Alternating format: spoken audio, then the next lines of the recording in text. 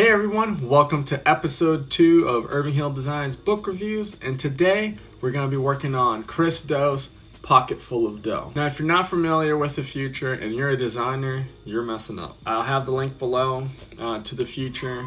It's a great family of videos, it's a great channel. There's even The Futur Academy where they specifically teach you design fundamentals. But overall, Chris Do, who's the owner of the graphic design firm Blind, what they go ahead and do, they make amazing stuff. You can check, I'll link the website to that down below too.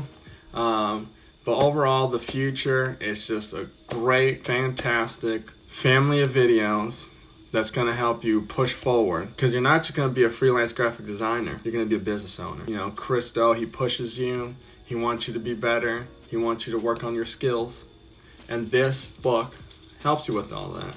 One of the things that I really like about it, it's like a book of Proverbs by Chris Do. It's not a linear story or anything like that. It's definitely to help you be better than what you currently are.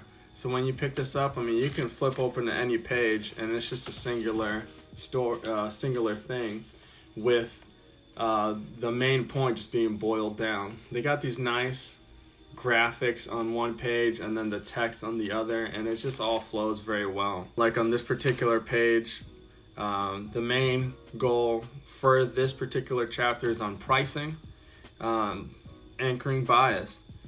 Who has the upper hand? The person who says the price first or last? Think about your answer for a moment. Just little things like that. There's more to this particular point, but that's how every point is. Like, you have a design with a boiled down idea, and then they go deeper into the point.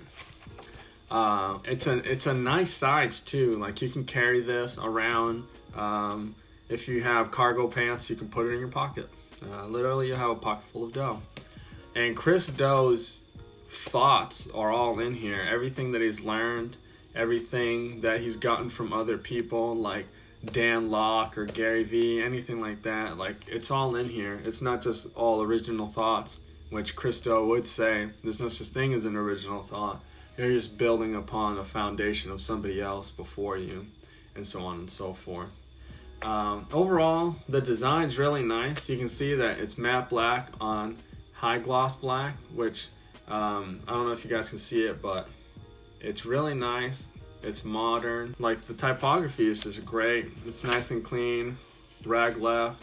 It's easy to read, and like, you don't have to feel bad about this taking you a while to read it. Like, you can just wake up one morning every day and just read one page and just meditate on what you just read.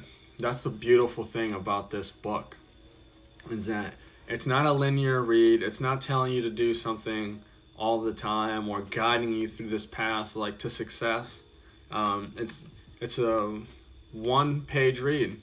There's an overarching thought here, which you get stuff like that, contents, right? So you have chapters on relationships, creativity, beliefs, pricing, mindset, marketing, sales and negotiation. And it's all broken down in the book in large chunks like that. So how do you build on relationships? And then the very next page is like, it's getting into that. Into one point on how to build relationships. And then the very next chapter, you'll get something else. But all the points, there'll be like 20, 30 points, specifically on whatever the chapter is about, whether it be pricing, marketing, whatever. And like I said, it's an easy read. You can pick it up every day and just meditate on the information, and it'll help you grow. Some of the things that I really learned about this is about my mindset and how I think about certain things, especially about sales, and how I feel about working with other people and even working alone. As a freelancer, it's kind of lonely. I work out of my house. I work by myself, and it goes into how to keep fresh, keeping new ideas coming, and how to not be a hermit. This is going to be a really short review today. Even though there's like 175 pages to the book, it's not the kind of information on how, like the last book, how there's like an overarching beginning and end.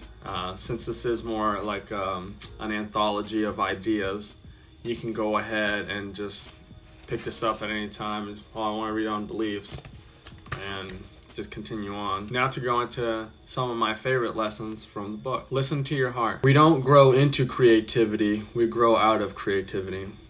Sir Ken Robinson in his TED Talk, Do Schools Kill Creativity? As children, we are influenced by the desires, hopes, and dreams of our parents or those that we look up to most. These can penetrate so deeply that we begin to adopt these external wishes as our own. The challenge of growing up is to not lose yourself in the process. In her article, Regrets of the Dying, Australian nurse Bronnie Ware wrote about lessons she had learned from those who had only weeks to live. People grow a lot when they are faced with their own mortality, she wrote. Don't underestimate their capacity of growth. When Ware asked her dying patients if they do anything differently in their lives, a few themes developed. Here are the most common responses she heard. I wish I'd had the courage to live a life true to myself, not the life others expected of me. I wish I hadn't worked so hard. I wish I had the courage to express my feelings. I wish I had stayed in touch with my friends. I wish that I had let myself be happier. The journey towards self-discovery, then, is to learn to listen to your heart's desires. It will not betray you. In pursuing what makes you happy, you'll be happier, healthier, and wealthier than you ever thought possible. Wealth is not about financial reward, possessions, or material things. Wealth means being able to spend your days the way you choose, rather than working to earn more money or worrying about how much you already have. Don't waste your precious life. Don't die living someone else's dream. Now, generally, I don't tell people to follow their heart. Personally, I think it's kind of foolish advice because the heart lies to you. The heart will tell you to leave your wife and go be with somebody else or something like that. But what I would believe in, which I think this is the truer statement of that particular lesson. Not necessarily to chase happiness, but like find out what you're good at and just, even if it's not your main thing, you do it on the side or just do it because it makes you happy. I see a lot of posts on social media about people complaining that X group of people think that, having a hobby is completely foolish if it's not making you money or anything like that. Who cares about all that? Post on social media things that you want to post. Draw things that you want to draw. Work on things that you want to do because it makes you happy. Like, there's nothing wrong with that. And if other people don't appreciate those things about you, well, who cares? Who cares about them? It's not about them. It's about you. What makes you happy? I want you to think about that. And in this book, it talks a lot about that. As designers, we get really depressed, we have a lot of imposter syndrome, and we have hard times moving forward, thinking that our designs are good enough. Your design is good enough. I know you've been out in the world and you've seen crappily designed signs or books or something, and you see it. I was reading a blog the other day, and you can tell that they use Justify, and like the letter spacing is crazy, and like they need to kern it, change the lettering, something needed to happen because it was a catastrophe. But in Pocket Full of Dough, you're gonna get all that information. You're gonna get business advice, life advice, design advice. Whenever they do another run of this, I got it as a Kickstarter, so I know they're sold out. But whenever they do another run of this, go ahead, pick it up. I'm giving this book an 8 out of 10. I highly suggest it, especially if you're a designer or any creative person. It doesn't matter if you like to write, draw, sculpt, anything like that. I really feel that this book is beneficial to you. It gets an 8 out of 10. The design is really well done, as it should be, coming from Christo, the master himself. Personally, he's part of my Council of Five, along with the likes of like David Goggins, Gary Vee, and some people in my life personally, whom I admire and I want to be like. But this book. Get it today. Rate it 8 out of 10. Tell me what you think about this book if you got it.